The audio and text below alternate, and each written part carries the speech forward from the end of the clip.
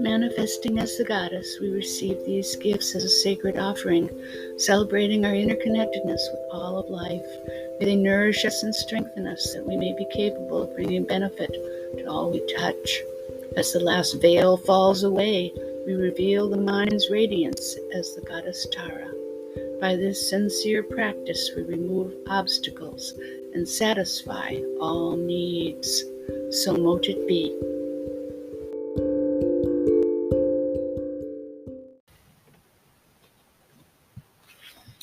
Welcome to this episode of Star Circle. It could be my last episode for a while. So I would like to take this opportunity to ask you for feedback. Would you like to hear me continuing my Star Circle podcasts?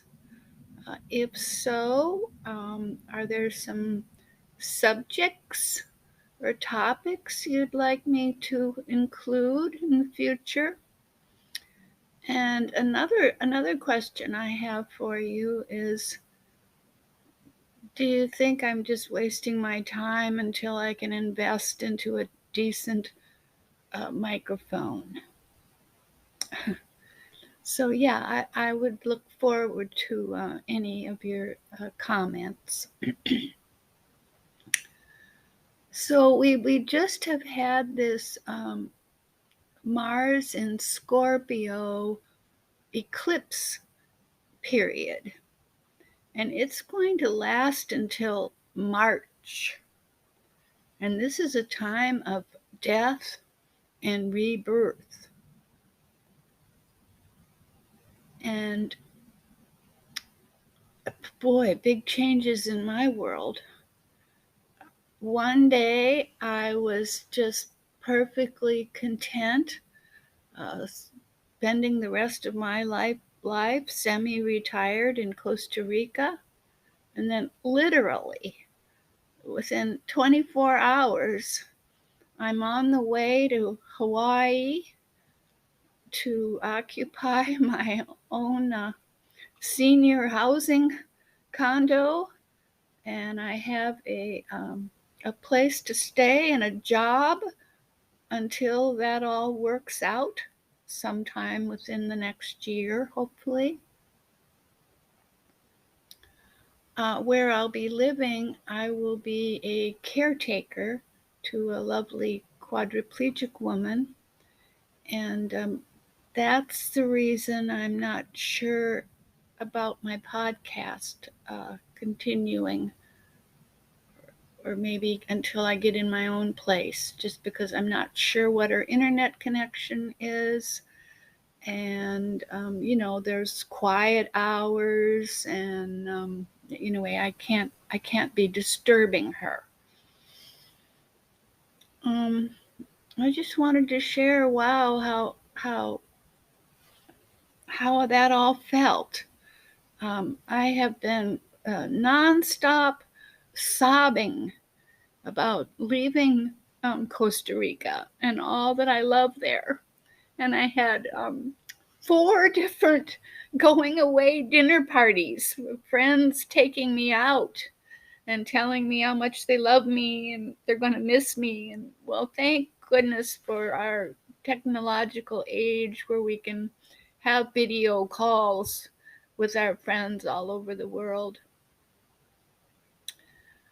My 3 years, I have been in Costa Rica for 3 years, and I'm so grateful. It was like my own personal spiritual retreat. It was the first time in my 70 years where I had a place of my own, where I could read a book all night and sleep all day if I wanted, or just make every decision based purely on what I felt like doing. And I have used the time wisely. I have taken so many classes during COVID I've been dancing with Taras and Sufis all over the world, sometimes 5 times a day. I have never done as much praying and meditating as I have in the last 3 years. And I have to say that I'm going back to Maui feeling like a new person, better equipped to meet every opportunity that comes across my path with love and compassion and clarity of mind.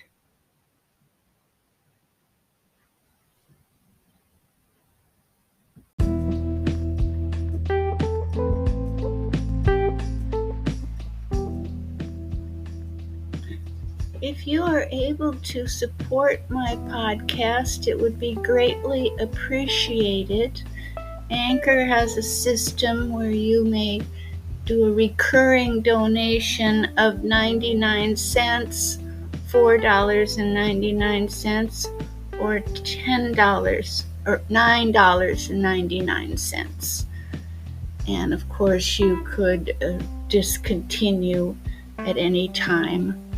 Go to anchor.fm/REVDRJUDE to set that up. And thank you very much.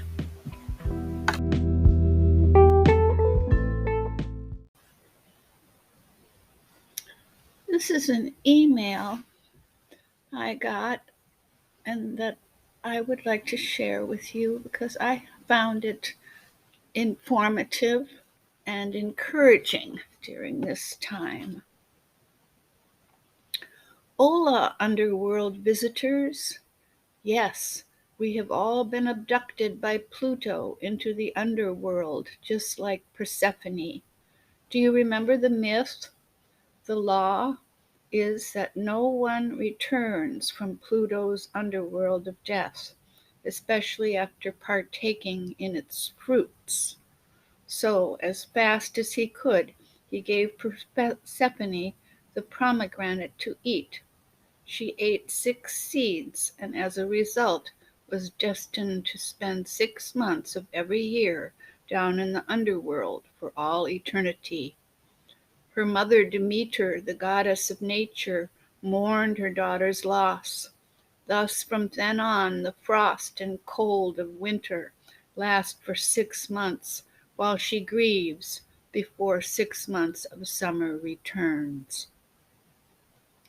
These last 3 weeks since the solar eclipse on October 25th, 2022, which seems like years ago, we've all been taken down into the underworld of intense feelings, one way or another.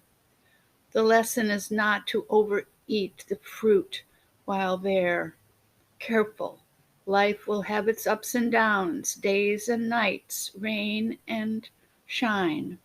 As conscious, powerful beings, our task is to master ourselves in, with, and through these changes, and not to be dragged down unconsciously into them and make them real. Yes, the world is going down the rabbit hole. Rudolf Steiner said it would last for 3.5 years, as humans would not be able to stand it any longer. More on that in my upcoming webinar in 2023, next month. But this main message from that, these times are a necessary part of human evolution, and that the important thing is for us to stay conscious through these changes, lest Ahriman, more on him too perhaps, take us unaware and pull our evolution off track. Consciousness is key. Escaping, denying, avoiding, distracting, ignoring, pretending, deceiving ourselves, or numbing out in various ways will not be the end of us. So staying awake and helping to awaken others is vital. This is what I mean by feeding the fires of love. that wisdom and truth prevail. We're talking more long term here than short term, as time is the test of truth. While we are now being fed a feast of lies, we will know in time what is true and what is false, fake, unnatural, and sick, distorted. And it will be the indomitable spirits who have remained awake and in service to love through the dark night will blow the trumpets and sound the horns, heralding a new age. Let's do this. My spirit is indomitable. I shall not fail to feed the fires of love on earth, that wisdom and truth prevail. So this weekend, until the sun goes into Sagittarius on Tuesday, we have a new moon on Wednesday. I am recording this episode on the new moon. Repeat this mantra over and over whenever you feel like you're losing it, or things are going to hell, the underworld of Scorpio. The more we center ourselves in spirit as opposed to the ego and things, people of this world, the more able we are to let go, trust, and move on in peace, truth, and harmony. I'm going to say that mantra again that he suggests we all recite. My spirit is indomitable. I shall not fail to feed the fires of love on earth, that wisdom and truth prevail. It doesn't mean sitting back and being taken advantage of, used or exploited, mind you. Instead, you may need to feed those fires with bold speech, action, and bringing down home wisdom to the table.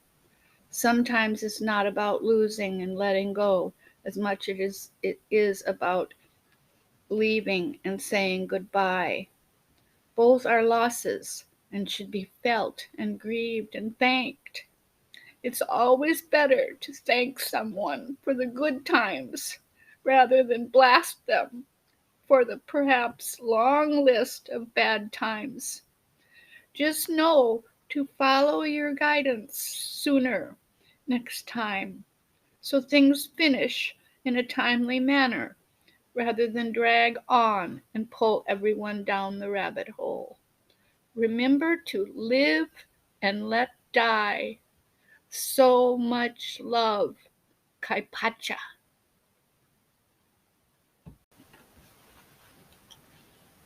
In closing, I'd like to share with you that love is forever.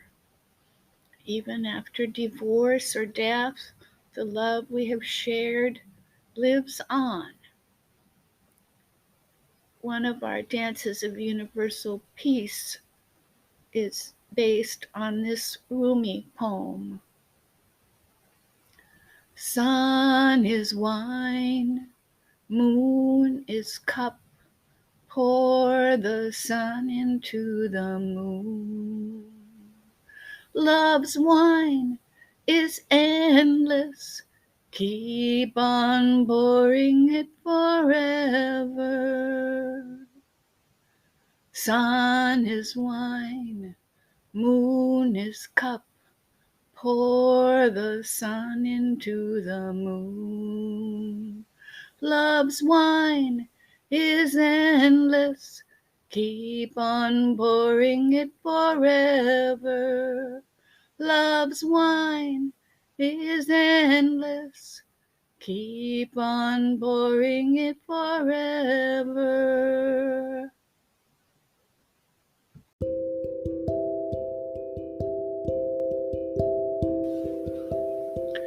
O thou who art the perfection of love, harmony, and beauty, the Lord of heaven and Mother Earth, Open our hearts that we may hear thy voice, which constantly comes from within. Disclose to us thy divine light, which is hidden in our souls, that we may know and understand life better. Most merciful and compassionate Goddess, give us thy great goodness. Teach us thy loving forgiveness. Raise us above the distinctions and differences which divide. Send us the peace of thy divine Spirit, and unite us all in thy perfect being. Beloved one, Almighty Goddess, through the rays of the sun and moon, through the waves of the air and sea, through the all-pervading life in nature and space, purify and revivify us, and we pray, heal our bodies, hearts, and minds.